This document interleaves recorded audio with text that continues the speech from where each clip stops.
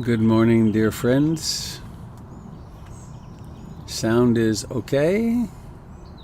Yay. Well, it's May the 21st. It does feel a bit like Groundhog Day. It is different, though, than when we started 60 days ago or so here in my tent in beautiful suburban Beaverton, Oregon. There's light. There's light now. I do have a couple of little reflective lights to improve the video, but it's daylight. My name's Robert Beatty. I'm the founder and guiding teacher at the Portland Insight Meditation Community. You can find on the website a ton of great stuff. It's been developing for years. It's portlandinsight.org. And welcome to this morning broadcast. I know there's new people tuning in from time to time. Oh, and Steve Burkhart. I took the challenge really seriously yesterday. I did not peek at anything of the news. And there were at least 10 occasions when the impulse was, what the hell, I'll just take it. But I was disciplined, and I'm grateful to you. And what a relief, really. It is interesting, though, how I fill up an empty moment with that. Uh-oh. No way you can get out here. Oh, thank you. Okay, there you go. Thank you, sweetheart. In the official Frank Leder Cup, Frank brought me this from Germany a couple of years ago. It's a very fine china from Germany. And Jennifer, bless her heart, just brought me coffee. I already had my jasmine pearl tea. So here we are. Time to meditate. First, a poem. This is really one of my favorites. It's by Ellen Bass, Gate C22. Gate C22. At Gate C22 in the Portland airport, a man in a broadband leather hat kissed a woman arriving from Orange County. They kissed and kissed and kissed. Long after the other passengers clicked the handles of their carry-ons and wheeled briskly toward short-term parking. The couple stood there, arms wrapped around each other like he'd just staggered off the boat from Ellis Island. Like she'd been released at last from the ICU, snapped out of a coma, survived bone cancer, made it down from Annapurna in only the clothes she was wearing. Neither of them was young. His beard was gray. She carried a few extra pounds you could imagine her saying she had to lose. But they kissed lavish kisses, like the ocean in the early morning, the way it gathers and swells, sucking each rock under, swallowing it again and again. We were all watching, passengers waiting for the delayed flight to San Jose. The stewardesses, the pilots, the aproned woman icing Cinnabons, the man selling sunglasses. We couldn't look away. We could taste the kisses crushed in our mouths. But the best part was his face. When he drew back and looked at her, his smile soft with wonder, almost as though he were a mother still open from giving birth. As your mother must have looked at you, no matter what happened after. If she beat you or left you or you're lonely now, you once lay there, the vernix not yet wiped off. And someone gazed at you as if you were the first sunrise seen from the earth. The whole wing of the airport hushed, all of us trying to slip into that woman's middle-aged body. Her plaid Bermuda shorts, sleeveless blouse, glasses, little gold hoop earrings, tilting our heads up. I'll read it one more time. And the connection I make with this is that's the quality of attention that mindfulness requires and generates. How to kiss every moment as though it were your lover just down off Annapurna. At gate C-22 in the Portland airport, a man in a broadband leather hat kissed a woman arriving from Orange County. They kissed and kissed and kissed, long after the other passengers clicking the handles of their carry-ons, and wheeled briskly toward short-term parking. The couple stood there, arms wrapped around each other, like he'd just staggered off the boat at Ellis Island, like she'd been released at last from the ICU, snapped out of a coma, survived bone cancer, made it down from Annapurna. In only the clothes she was wearing. Neither of them was young. His beard was gray. She carried a few extra pounds you could imagine her saying she had to lose. But they kissed lavish kisses like the ocean in the early morning, the way it gathers and swells, sucking each rock under, swallowing it again and again. We were all watching, passengers waiting for the delayed flight to San Jose, the stewardesses, the pilots, the aproned woman icing Cinnabons, the man selling sunglasses. We couldn't look away. We could taste the kisses crushed in our mouths. But the best part was his face. When he drew back and looked at her, his smile soft with wonder, almost as though he were a mother still open from giving birth.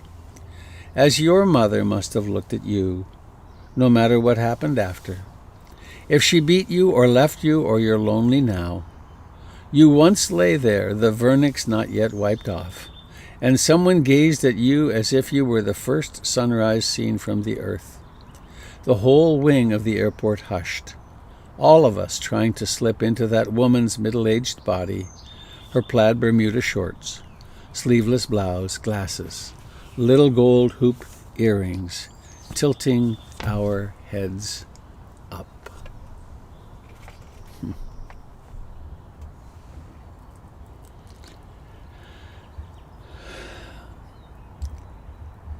It's a world of remarkable, unremitting change, and we make our little islands, our families, our relationships, and they are islands of practice where we can actually learn to love ourselves and each other. And we have the help of an ancient tradition, 2,600 years, down from the Buddha. The Buddha, who was a real, ordinary human being. I really like that part of it.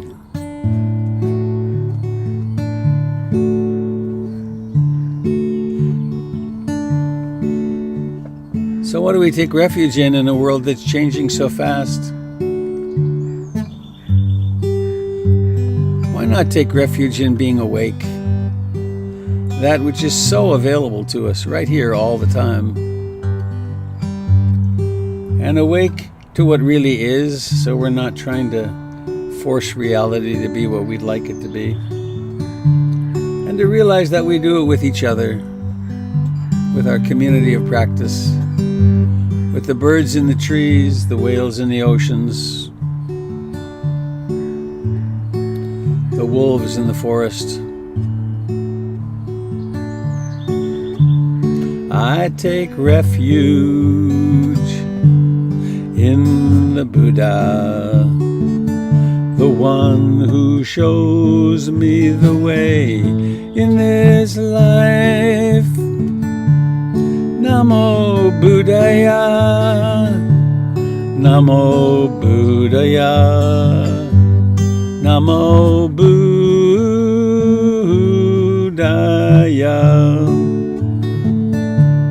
I take refuge in the Dharma, the way of understanding and love. Namo Dharmaya, Namo Dharmaya, Namo Dharmaya.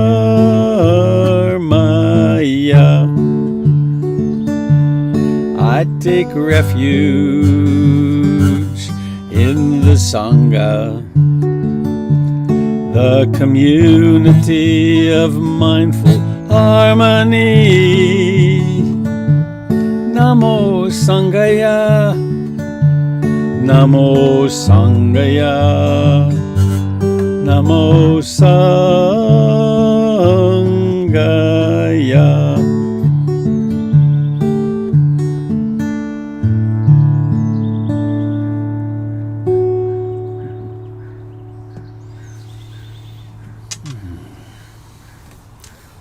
Such a fine reminder.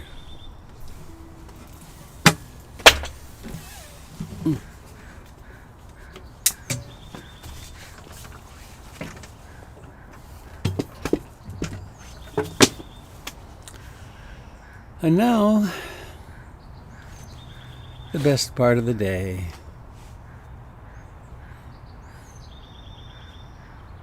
Nothing to do except be aware.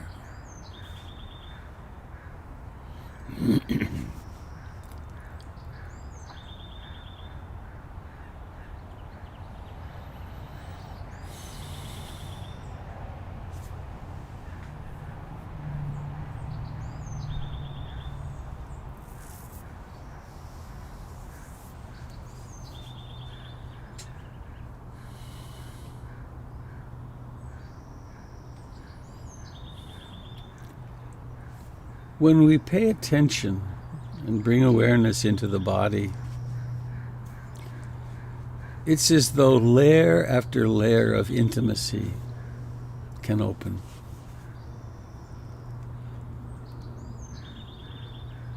Over time, what we thought was contact with the body, we realized was a gossamer,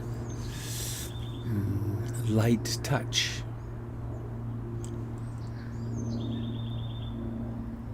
And as we relax inward,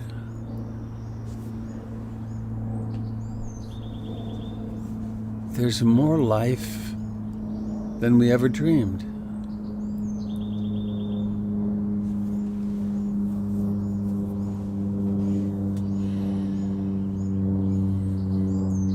It's just completely alive.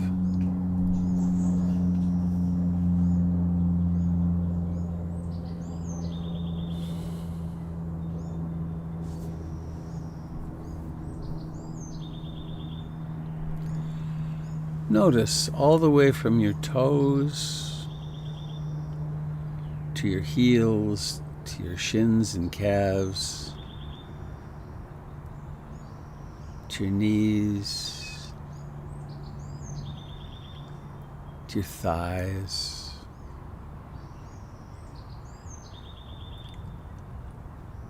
genitals, anus, buttocks, perineum, the life cradled in the pelvis, the deep organs.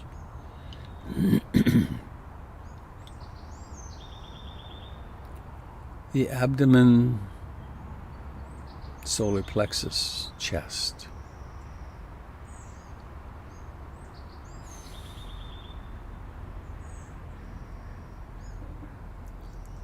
Bringing awareness to this body like that kiss at gate C22.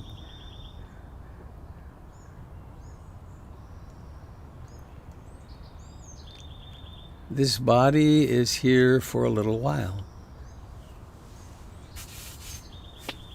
It's not a permanent fixture of the earth. A few eye blinks, a few relationships, coming into the life of the sacrum, the spine, the back. The fingers and thumbs, the palm of the hand, and the backside of the hand, and the forearm, and the elbows, and the upper arms, the shoulders, armpits.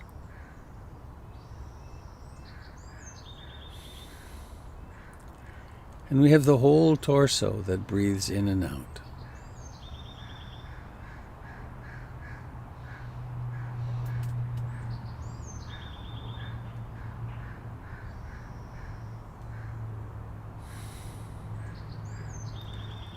Then we have the neck.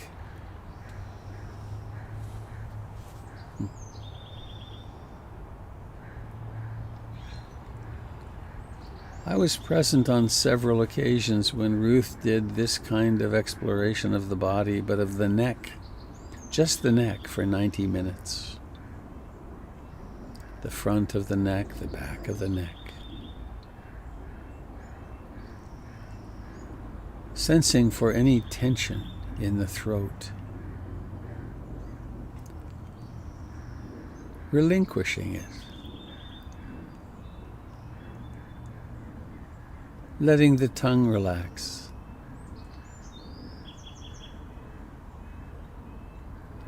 Opening to the jaw, the cheeks and lips.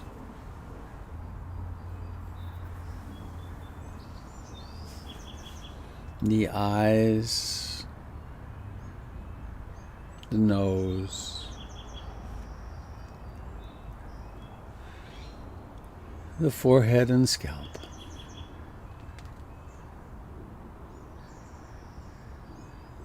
The ears.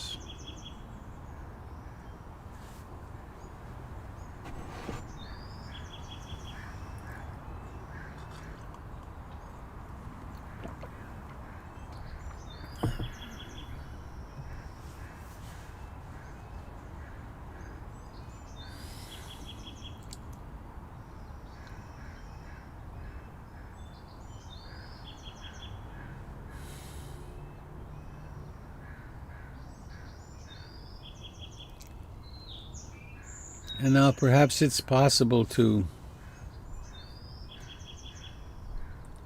experience the entire body in one fell swoop.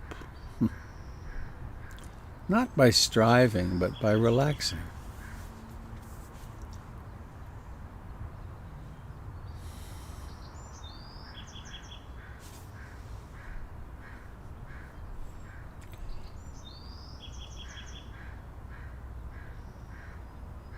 And at the center of this field of aliveness, which is the body, there's breathing, coming and going of the breath. Mindfulness of in-breathing and out-breathing is our practice.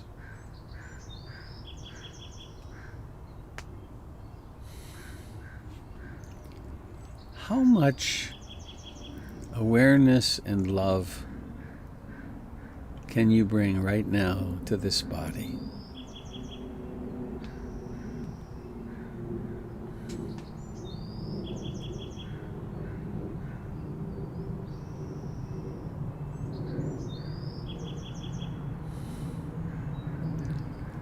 And in this same field of awareness, there are sounds.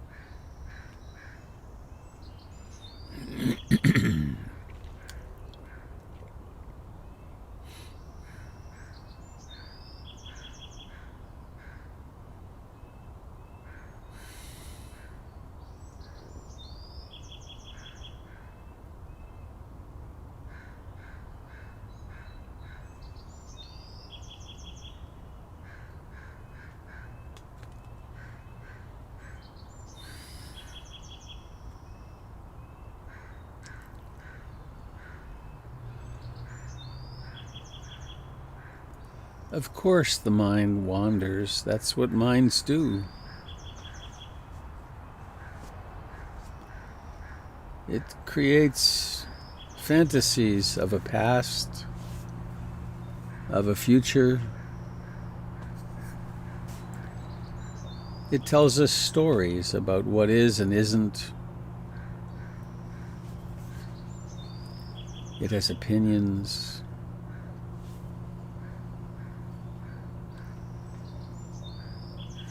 Used well, the mind is an incredible resource.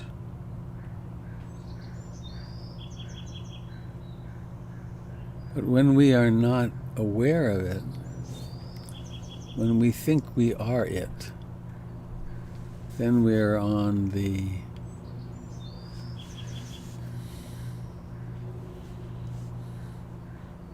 it's like a circus ride that ends badly.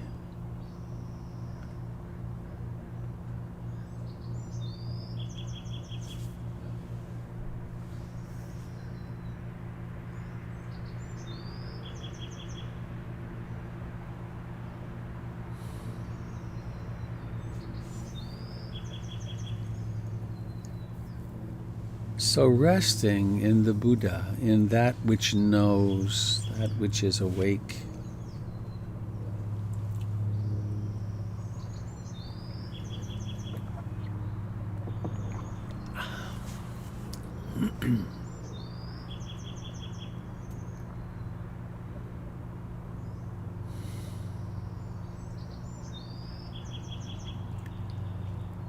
and how closely, how intimately can you embrace the miracle that is your breath?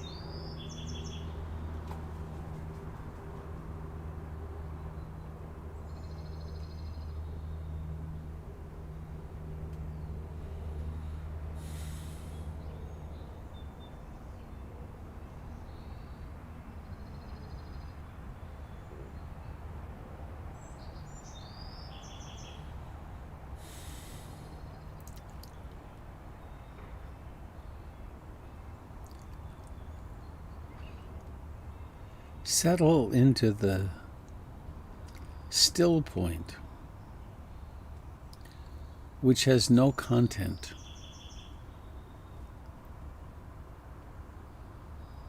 which is not the body, which is not the feelings, which is not mental formations, which is not mental objects.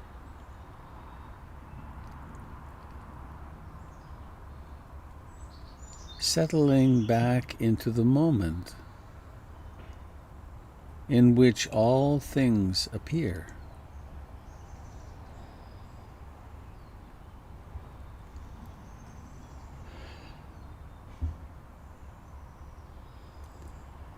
The mind may be calm and quiet or restless and agitated.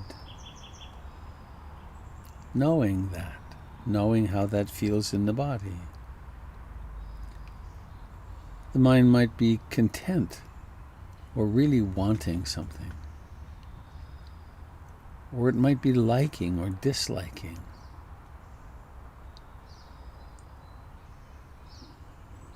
It might be sleepy. It might be colored with doubt. It might be tinged or deluged with emotion.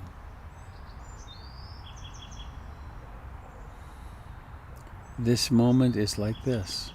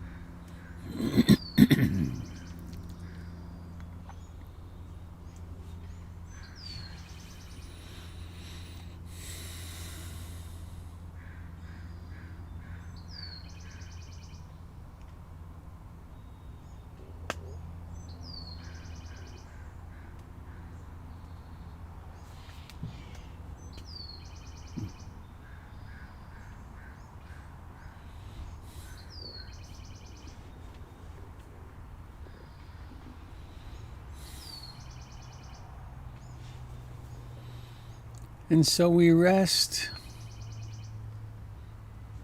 in the Dharma, in the way the present moment is. Sometimes this is pleasant or really pleasant, transcendentally pleasant.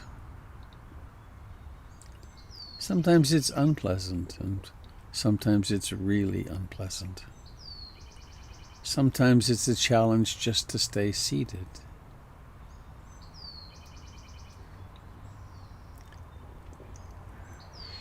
As the teachings say, we practice with and through the vicissitudes of life.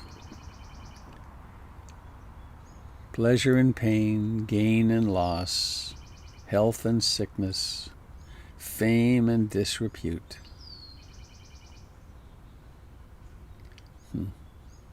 For richer, for poorer, in sickness and in health.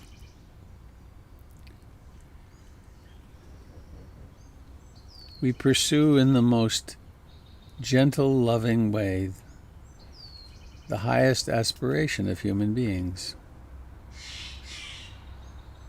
to really become loving, to really connect with our natural compassion.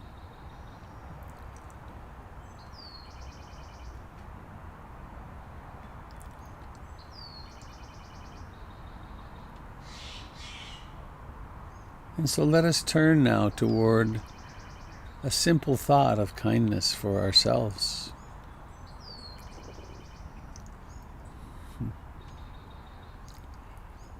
May I be mindful today.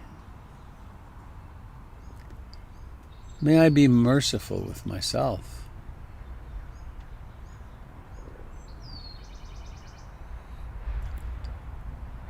May my heart and mind be flooded with gratitude for the riches in which I bask. Enough food, a warm place to sleep. The teachings. And let's now wish that also for our colleagues on this journey. There's almost 100 of us sitting together right here, right now. More, no doubt, counting YouTube and Facebook.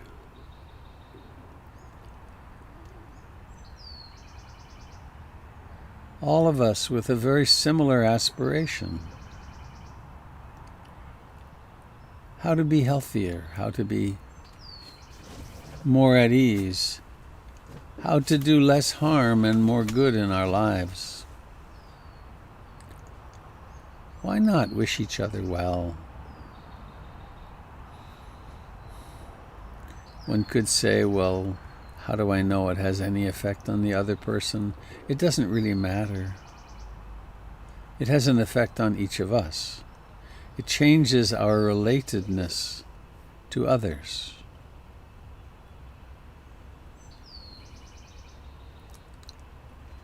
I invite you now to ever so mindfully notice the intention and then the action, karmic action, of allowing the eyes to open and see and to pick someone on those little postage stamps on your screen.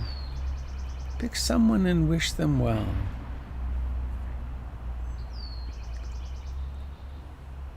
You most probably don't know them well,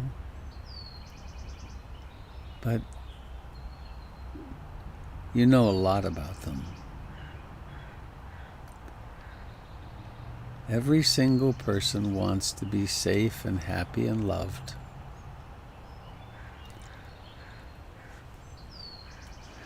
Most of us here in the West are not particularly nice to ourselves. May this person be freed from self-hatred.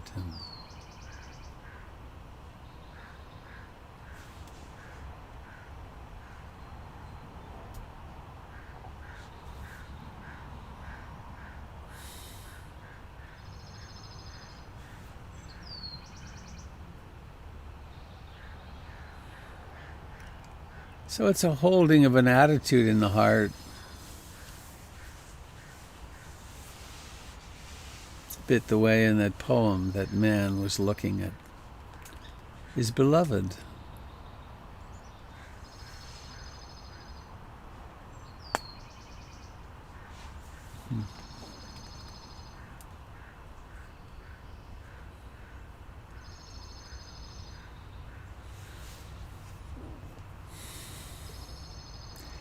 And now let's extend this to all beings. There's a lot of us humans here on the earth. Fortunately, we travel at the speed of thought to touch all beings. There's babies being born right now, taking their first gasping breath. Something like 175,000 babies a day. And there are people dying right now, something like 150,000 a day. So that's right now. We're coming and going. As one of my teachers, a woman named Rina Sirkar, used to say in this kind of reflection, remembering this, how can we not be loving of each other?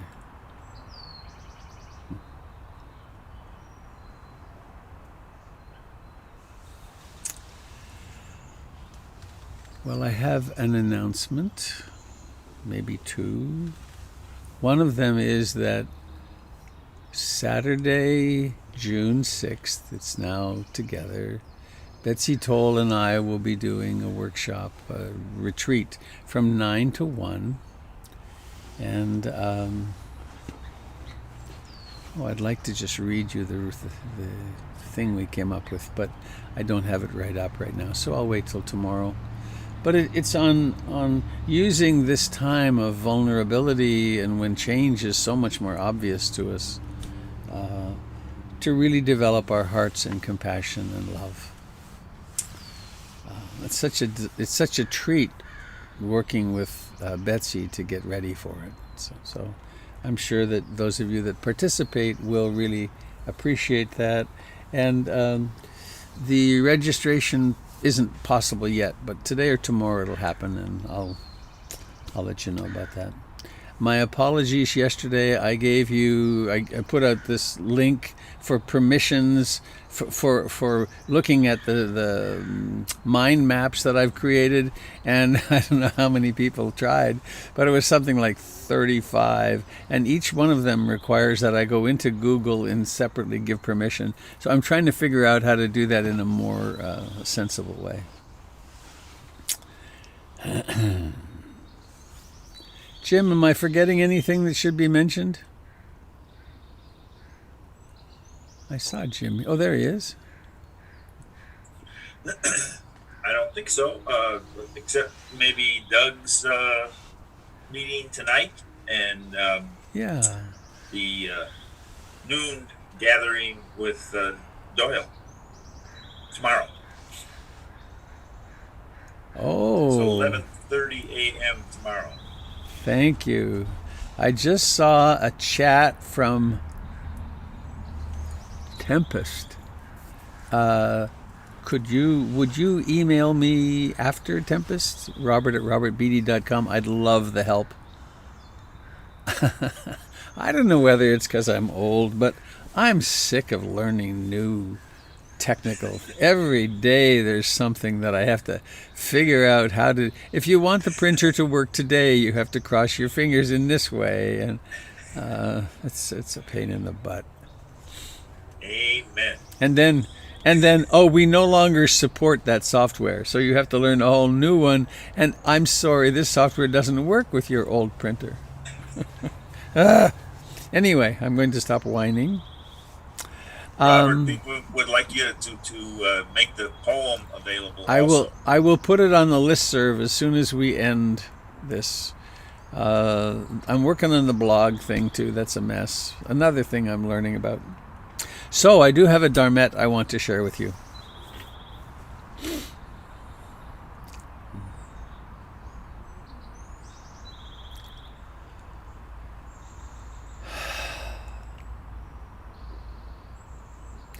It's something I've been wanting to say, and I haven't had the words for it. And it came up from my jumping on the bandwagon with Steve yesterday about having a complete news fast, and how interesting it was to, interrupting myself. I think Gregory got Zoom bombed again last night. That has not happened to us, but if it does, I'm just going to end it and come back 5 minutes later. Just not mess around with it. We just quit and come back. So, whoa.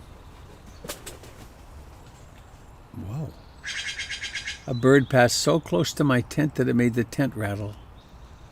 Huh. Oh, Gregory's was a tech issue, not bombing. Yay, I'm glad. That's comforting. So, it was interesting yesterday, that the impulse to just take a peek at the news. When? Well, I was just sitting in the living room and nothing happening. I thought, I could just see what's happening in my soap opera. And I didn't. And it was an interesting little bit of effort. And so I want to share with you this, if I can find it, if it's here. Here it is. This is the teaching, this is the map for the second factor of the Eightfold Path, wise intention or wise thought. And there's one part of it I want to speak about today, which is renunciation. Oh, it's got a spelling error. Renunciation. So this could be an hour-long or 2-hour-long Dharma talk, but to do it in very brief form, desire equals dukkha equals lack. If I'm suffering with greed, I'm going to word this differently. If my actions of this moment arise out of greed or desire, there's a karmic action, and if these are the roots of my action, it doesn't turn out well. If the root of my action is in aversion or ill will, it's bad. It turns out badly. If it's in harmfulness or the willingness or intention to do harm, it hurts. It creates a problem for me in the karmic rebound and even in the doing of it. If I want to continue to grow, if I want to become a Buddha when I grow up, I instead cultivate thoughts and intentions and actions free from lust, free from ill will, and free from cruelty. And then how do I do it? How do I I'm trying to get rid of this picture. How do I operationalize that? Well, I practice renunciation, patience and generosity. To get free of thoughts of ill will, I practice loving kindness and metta, and compassion practice. Oh, compassion's here. And if I really want to learn how to be free from cruelty, I practice compassion. I realize how something I do to another is to myself, and that we're really all in the same boat. But this renunciation piece is the one I want to talk about, and I want to come back to see you. Renunciation has a bad rap in Western culture because we have it's a very carefully cultivated worldview that happiness comes through consumption. Way back 30 years ago, when the Thai government wanted to create a consumer society, a modern society, they went to the monks and they asked them to stop teaching about contentment. Because if people are content, we don't want to buy stuff because we realize the stuff doesn't do it. And the monks refused, which is good for them. And of course, Thailand still became a modern, incredibly industrialized, very materialist society. The malls in Bangkok make any mall I've seen in the United States look trivial. They're 4 times the size, and it's amazing. And it's all the same junk, but and some of which, of course, we need. So the practice of renunciation, which is a little bit of one I did yesterday, which was, okay, I'm going to renounce the news for a day. I'm going to do it again today and see what happens. But it's in Ramadan, there's renunciation of eating and drinking all day for a month. In the Catholic Lent, there's giving something up. And it's in order to illuminate what that is in our lives. And does my happiness depend upon X, Y, or Z? And so it's not a punishment, or it's not a harshness. It's a gift we give ourselves. I'm dependent on this. Well, so what would it be like to not have it? And it is preparation for the end of our lives, or when our lives really change, because lots of times things change and we're not going to have it the old way. And that's one of the things that this time of social distancing and isolation has provoked for many people, and not because they were willing to try it as an experiment, but because it was necessary.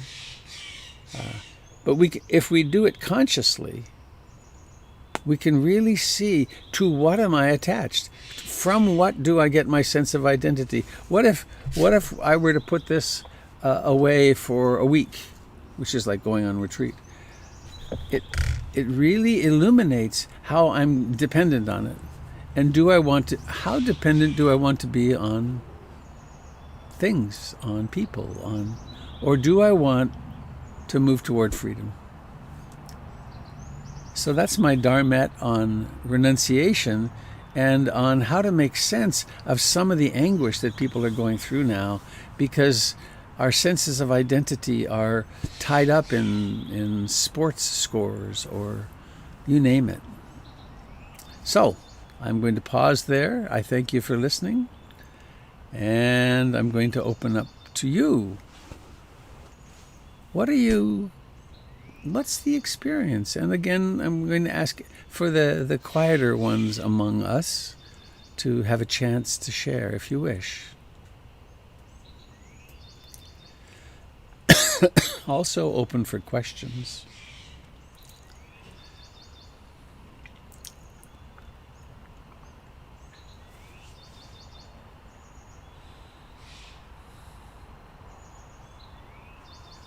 Hi, Robert.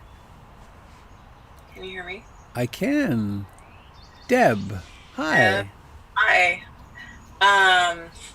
It's interesting, this whole concept of renunciation, because there's part of me that feels this sort of real trepidation about the world opening up again. And kind of my dog's gonna bark, in the back of my mind, it's like, I don't want it.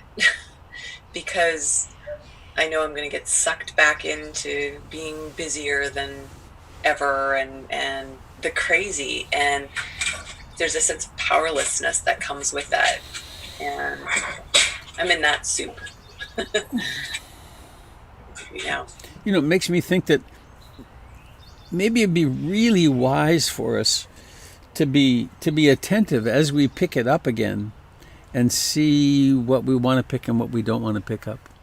I had an experience of huge renunciation with my brain surgery, and I couldn't do anything, and I just lay on the couch for all those weeks, and it was I lost weight, and then I got it all back. It sucked, but then I had this intention: I'm going to be very careful what I pick up again, and I was careful, and then it did. There was this overwhelming desires and responsibilities, and so once again, I think as we pick up from this, maybe we can be a little more intentional. What's one or two things that we do that are not helpful to us or the world, and maybe we could not do them. But the hurry sickness is the piece that I'm concerned about for myself. It's so easy to get into hurrying. So thanks for that. I guess it may be also, and this is my trepidation, it may also be that we're just beginning the social isolation. If these experiments in diving back in turn out like some of the health experts say, we're going to be back isolated again. And it's funny, isn't it? This part of me that says, great, and the other part says, oh no. Thanks for sharing. Robert, this is Mary Kay. Hello, Mary Kay. Hi. I've just, since we talked yesterday about taking a break from news, my brain's just been kind of going crazy about that concept. How fun. I mean, on the one hand, it's like, oh, it'd be so great to just not listen to the news anymore and watch it. And then thoughts like, oh, but then I wouldn't be in the know, kind of this ego stuff. Like, I wouldn't be able to piss and moan with my friends about the latest bad.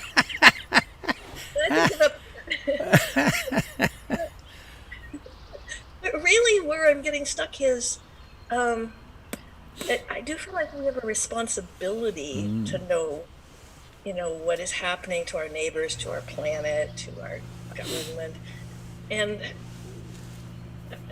I think you're kind of suggesting now picking and choosing, I think I've been thinking about it since yesterday in these really black and white terms, but I know that I need less news than I'm getting, than I'm reading, than I'm watching. And I don't know, I want to be definitely more mindful of that, but it feels head in the sand to say, I'm just not going to watch it anymore. I'm not going to listen to it. I'm not going to. So I'm kind of struggling with that. I think the not doing it at all is an experiment to see, who am I without that? Who am I without chocolate ice cream? Who am I without alcohol? Who am I without? And then we perhaps can make some rational choice. Okay, I'll do half an hour of news a day, or I'll do it. I subscribed finally to the New York Times, and I have some respect for the New York Times, even though it's fake failing news. And I spend about an hour a week reading that, sometime on the weekend, and that's interesting to me. But for me, it's the obsessive. When there's a gap, I'll check in. And I don't want to do that. I'm clear that I don't want to do that. But having a fast is really an interesting thing, because then we notice, who am I without that? But it isn't the idea to never do it again. Thanks. That's Yeah. very helpful. Thank you. Good morning, Sangha. Hey, It's Tempest. This discussion actually is very interesting to me because probably about 10 years ago, I made the decision not to watch news on a daily basis. And my news consumption waxes and wanes, and it's always different now because of social media, but I actually don't intentionally look at news for the most part. And I started doing that in part because of anxiety. Because when I would read the news, it would just like heighten my already existing anxiety. But whenever I would say that to people, they'd be like, well, but then you don't know what's going on, and you're not aware. And I think that that's like a common, I guess, fear that we're not going to know enough about what's going on if we don't like keep up with the news all the time. But there is so much news and there's so many sources of news. And if you literally did not look at a newspaper or the nightly news or a minute of CNN or whatever for a week, and then you sat down and you went and found one good article about what happened that week, you are just as informed.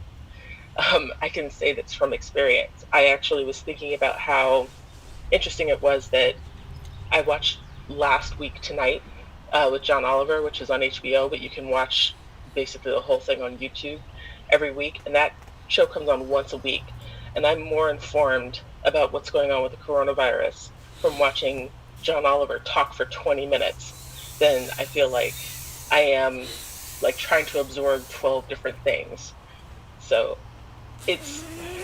partly it's about, I think, getting to understand where that is in your life and why you need it, but also doing a news fast sometimes will let you understand that you don't need it all in order to not be in the dark.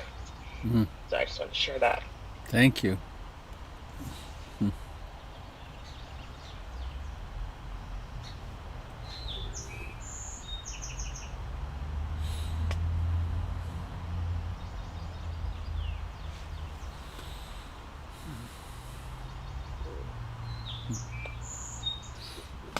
Hello, my name is Paula Keeney, and I live just north of Seattle, and I was introduced to this community last night at a Seattle Unity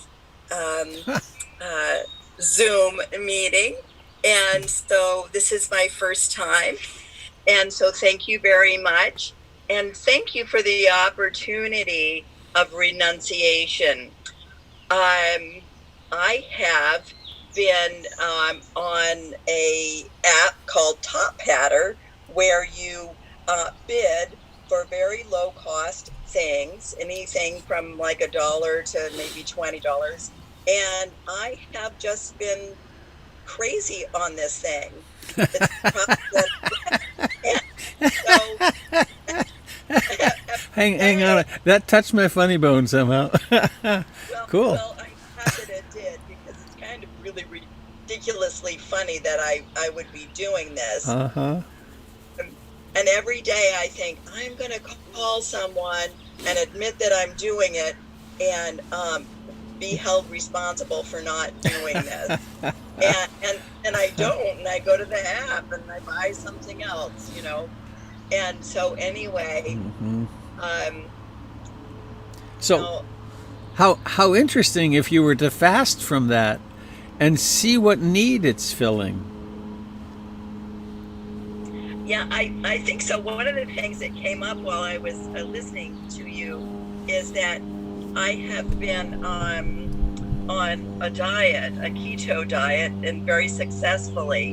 And I thought, well, gosh, maybe as I am not overeating, now I have turned to this other source of filling up. And it's with spending money, and it's kind of exhilarating to bid on these $2 items. And so I wonder if maybe I'm just filling that up. So it is my greatest desire today to relinquish Top Hatters. Well, have a wonderful experiment. And I hope you'll be really gentle with yourself. Thank you. Thank you.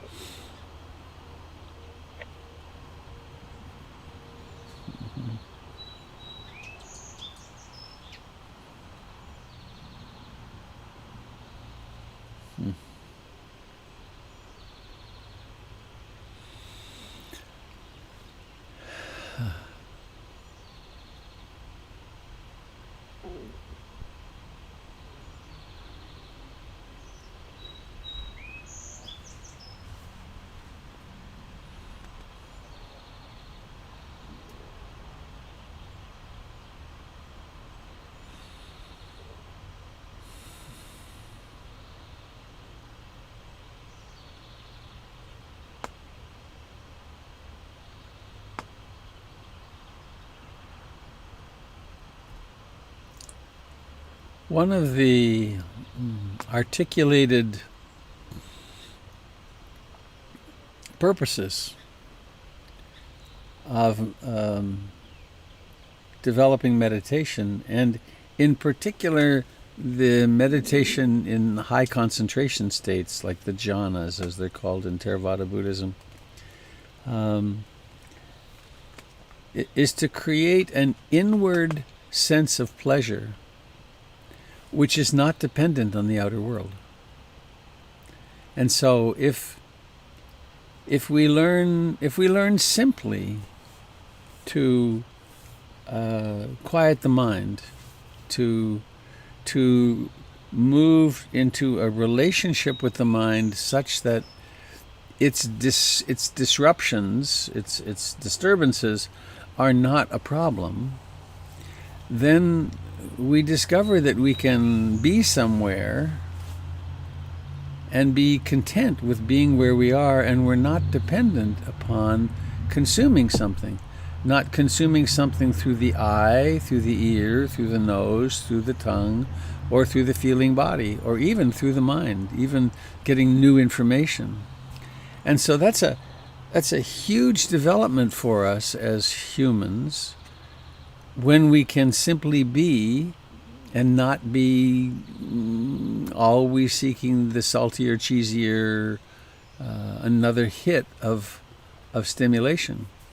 And then it's even further amplified in a way for those who develop the capacity to be really concentrated, and then to just be, for instance, with the breath, and because there's a joy, there's a happiness, there's a bliss that arises from simply being with your chosen meditation object.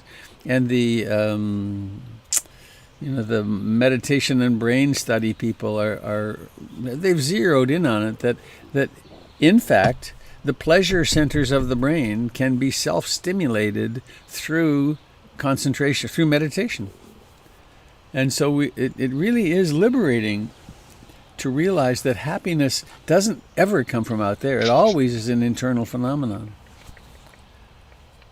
And so we can get much less demanding of others and the world as our meditation matures, because we realize that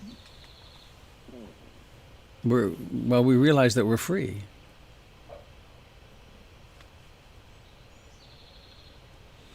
We've gone a long ways past stress management here.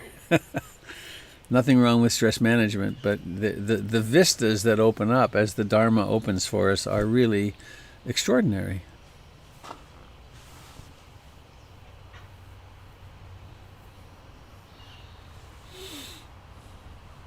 I've spoken often about my own personality neurotic issues around abandonment, which came from my childhood story. And in order, how do I say this? What a relief to my wife for me to be able to be content with that abandonment story and not be looking for her to fix it by being there to reassure me, or that we take such a burden off other people when we can, in the psychology world we call it self-soothing, when we can learn to self-soothe, which is then to be less and less dependent upon the other to take care of our agitation or depression or fear or abandonment issue.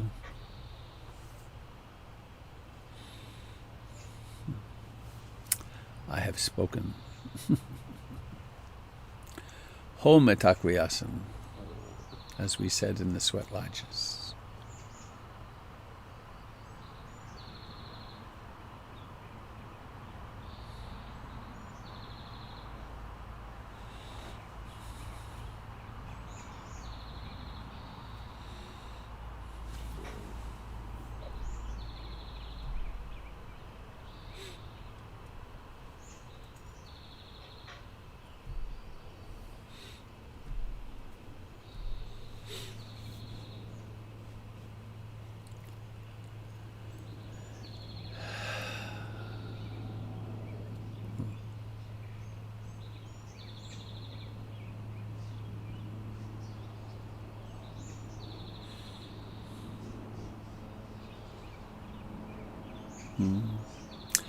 It sure is nourishing to just look from postage stamp to postage stamp and see you there.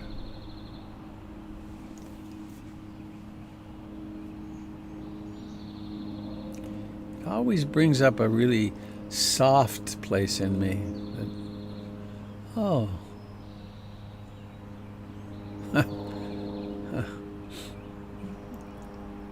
I'm really not alone. I actually have friends and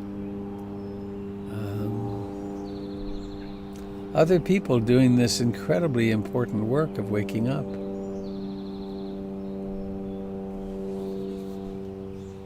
Small plane above. May those people be happy. May they be so struck with loving kindness and compassion right now that they just suddenly go, whoa, what was that?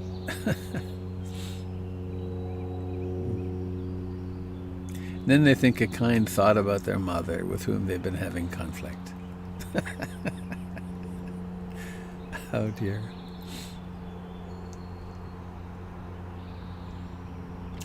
Well, almost time to go. Does anyone have any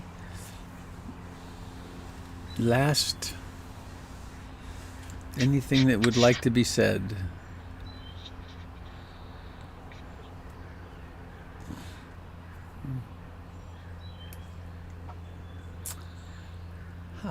So, let's end in let me see. Are you here, Stephanie? Oh yeah, are the boys here? All right, we'll do the song. Yes, I'm remembering now. Next Thursday at 10 o'clock in the morning, from 10 to 10:30, there will be a children's program, Zoom. And did you get the email, Stephanie? Good, okay. It's the first try, and we'll see. I think we'll probably continue after that. We're planning to. It'll be Rebecca. Rebecca, are you here? You were here. Rebecca, oh, there she is. Hi. You want to say anything, Rebecca? You don't have to. No? Okay. We'll be doing the PIMC How to Love and Engage Our Children program that morning.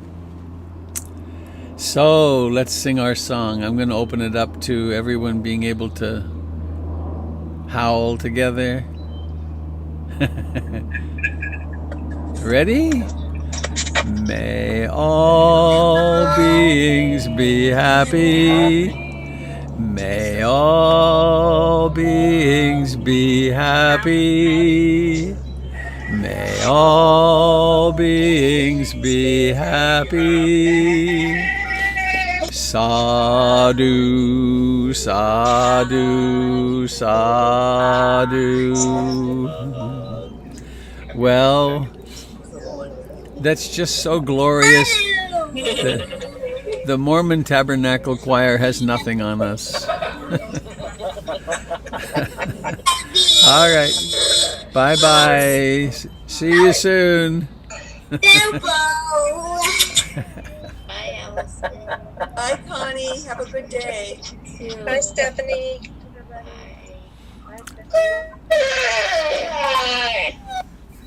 Bye, Rebecca. Bye, Alice. Bye, Jim.